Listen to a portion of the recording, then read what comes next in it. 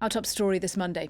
China has launched major military drills around Taiwan, deploying warships, fighter jets and artillery. The exercises include simulating a blockade on the ports of Taiwan, and the government today has described the military activity as intimidation by Beijing. Well, our foreign editor, Philip Turle, has been looking into what you're looking at on your screens, and he's with me now. Philip, let's talk then just about why it is China is conducting these major exercises now.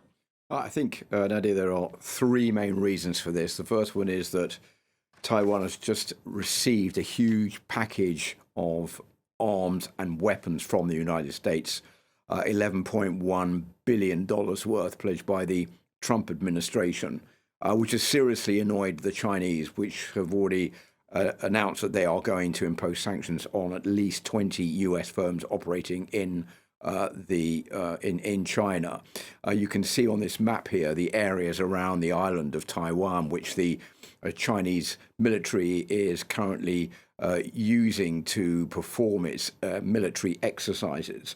The second reason for these exercises taking place right now is because there have been statements by the Taiwanese president, whose name is Lai Ching-te, that Taiwan is ready for independence, but at the same time, it's a sovereign nation. It doesn't need to apply for independence because it already is so. That's something else that is something that the Chinese are not willing to accept. And I think the third reason is that you have seen Japan also involved in recent times, pledging to intervene in the case of Chinese military intervention in Taiwan itself, saying that they would defend the Taiwanese if China attempted to take Taiwan back. Mm-hmm. So I think those three reasons are what can explain what is happening right now. But this is not the first time that we've seen this. It's the sixth bout of military intervention in the past 4 years between China and Taiwan, not only over the past 4 years, but the third to take place this year. So we're seeing more of the same thing. I think an intimidation tactic and also a warning to the Taiwanese that the Chinese are ready.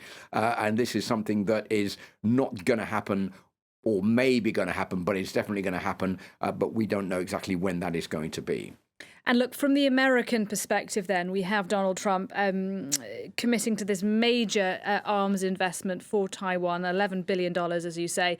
At the same time, though, Trump is looking to sign business deals with Beijing. I mean, how does he justify doing both of those things at once? Well, it does actually look quite contradictory if you look at what Donald Trump is attempting to do here. You're right. On one side, he's trying to sign business deals with the Chinese, imposing tariffs on China in an attempt to force the Chinese to set up companies in the United States where they won't have tariffs imposed on them.